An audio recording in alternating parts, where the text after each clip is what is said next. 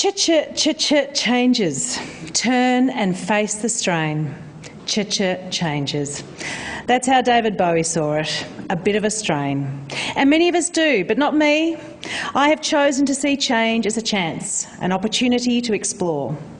Sure, cutting your hair off, painting a room, planting something new in the garden, these sorts of changes are pleasant, easy, the sorts of changes we may think feel like a holiday.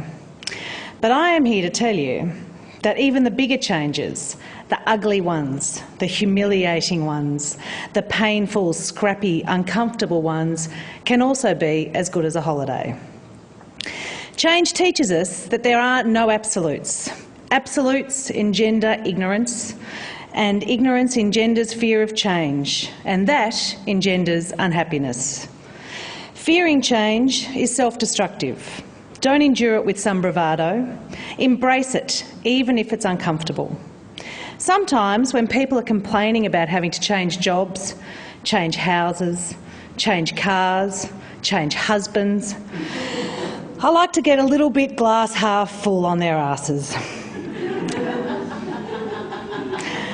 I remark in an irritating, upbeat, chirpy voice, well, you know what they say, change is as good as a holiday. I don't know why I do it. It's really annoying. It's as annoying as relating details of your dream to your work colleagues. Don't do it. It drives people nuts, even if they feature in the dream in some heroic or sexual way. When I recently offered my Pippi Longstocking advice to a friend who'd broken up with her husband, she said, well, this change feels like crap, so all I can say is you must have some really crap holidays. And I replied, of course I have crap holidays. I have children. For example, most recently, our family went on a trip in a camper van to Central Australia. We hadn't even crossed the border to South Australia before one child had broken a rib. A few days later, at Uluru, my coughing daughter was finally taken to a GP. I was rebuked for giving a febrile child cough suppressant. I did know it was wrong. I just couldn't stand that coughing anymore. I would have given her heroin if she'd just shut up. It turns out she had pneumonia. We were told to get her straight to Alice Springs, to hospital for a chest x-ray. I had different plans. The antibiotics were working, her fever had come down, and we still had more to see. We left the glorious Uluru at dawn, delighted in the sunrise, and camped overnight at Kings Canyon. The next morning we were woken by screams of agony. My son, Joseph, ran into the van, his hands white with ash and blistering before my eyes, and promptly fainted. We had to call upon the Royal Flying Doctor Service to assist this little boy who had woken early and promptly fallen into a fire. His hands recovered, the rib mended, the pneumonia cleared, and despite all the medical emergencies, the kids still rate the holiday as the best one ever. But you might say kids are stupid, and you're quite right. Some say people never change. I argue that they never stop changing. Change is inevitable. It is relentless. As you listen to this talk, your hair is growing, your nails are growing, your skin cells are being replaced. Even after death, our bodies go through changes. There is no getting away from it. Given that it's a part of life, and indeed death, it's essential that we find a way to embrace change and to see it as being as good as a holiday. Maybe not a comfortable holiday, but a holiday where we reflect, gain perspective, and discover something new about the world, ourselves, and most vitally, our capacity. Sometimes we have to change because somebody else has. We are connected animals, and the moves of one can cause much change to occur in others, whether we chose it, approve of it, or not. I first had to grapple with an unwanted change which felt like a tragedy in my life in 1978. Robert Walls, my favourite Carlton player, number 42, left Princes Park for Fitzroy. I was devastated. I just could not compute the fact that someone who had held my 10-year-old heart in his hands could simply take off one jumper and put on another and start playing for that team. I thought he loved Carlton as much as I did.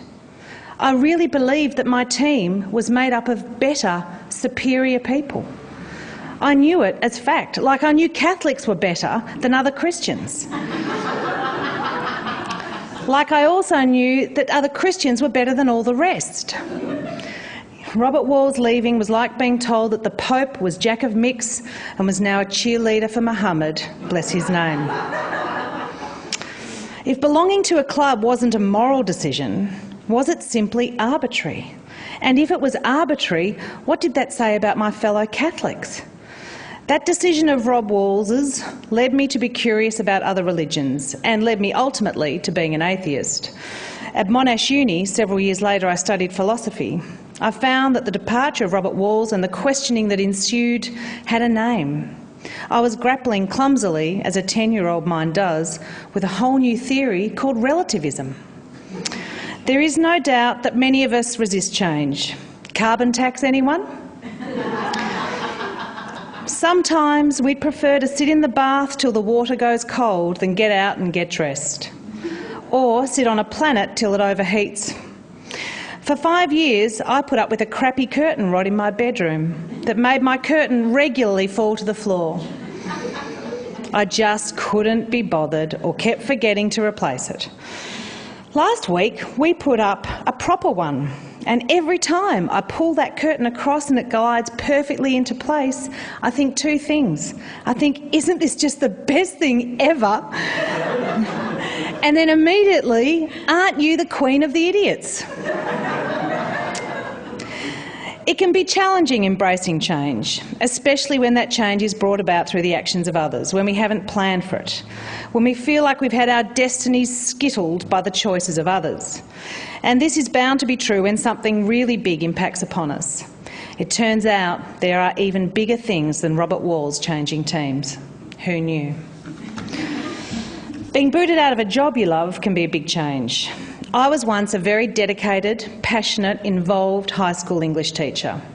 I had a baby, went part-time, and was told when I was pregnant with my second child that I had to return full-time or not at all. I was heartbroken. I had 2 kids under 14 months of age. Clearly, I needed to be with them. But I also needed that job.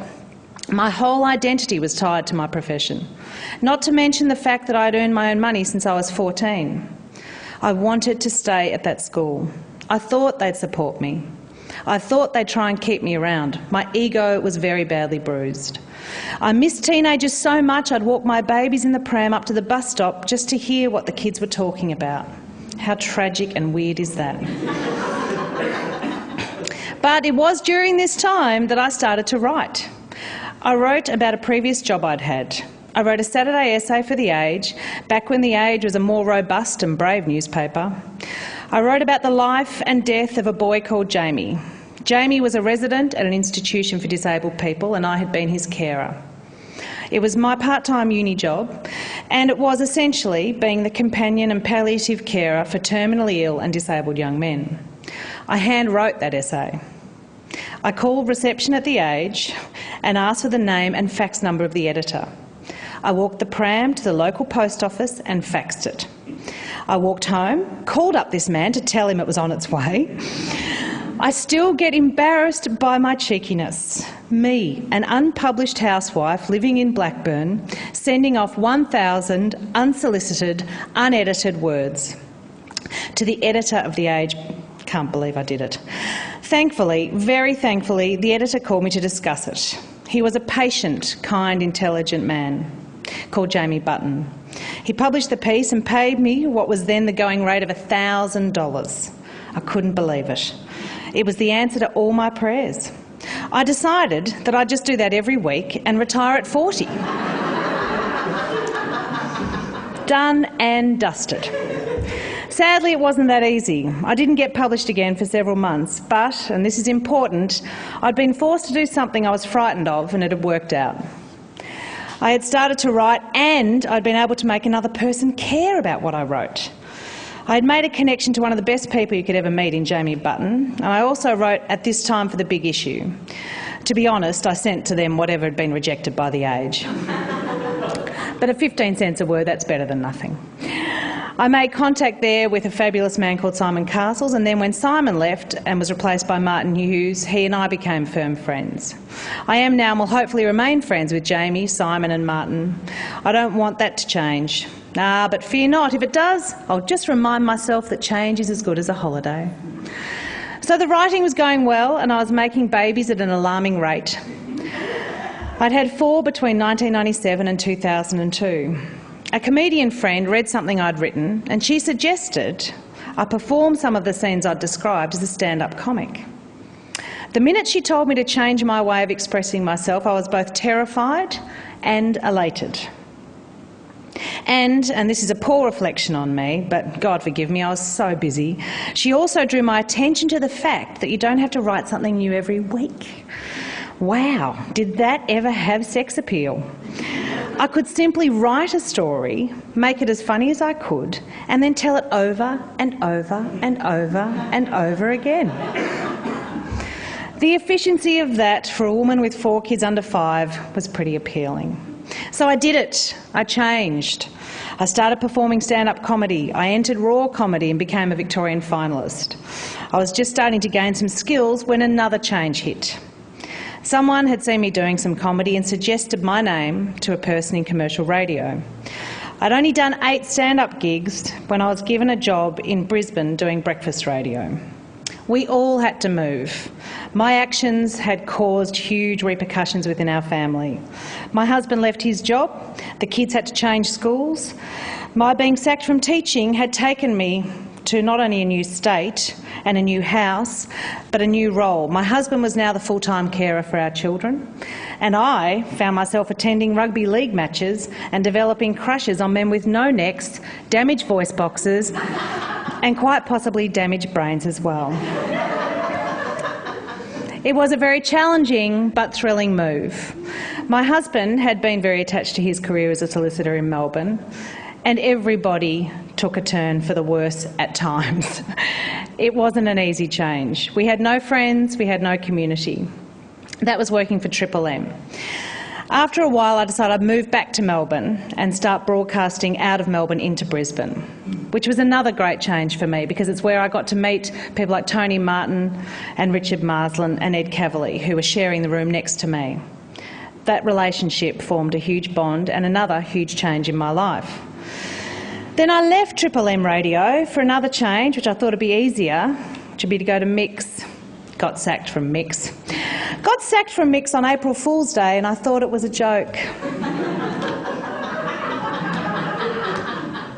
A sick, bad joke, but a joke nonetheless.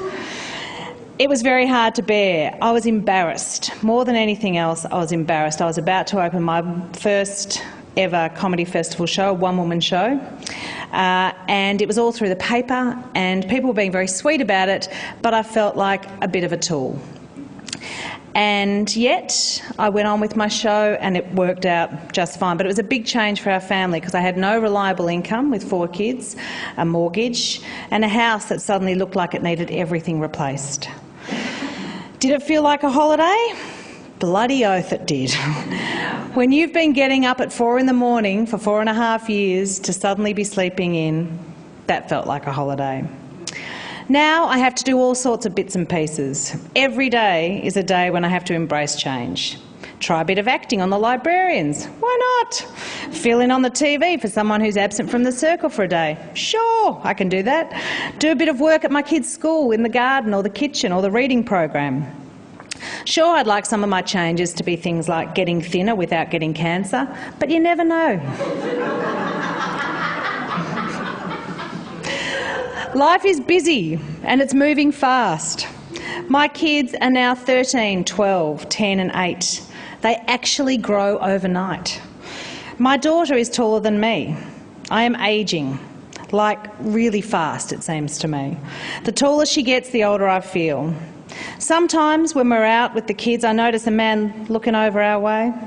I think he's looking at me and then realise, no, he's looking at my daughter.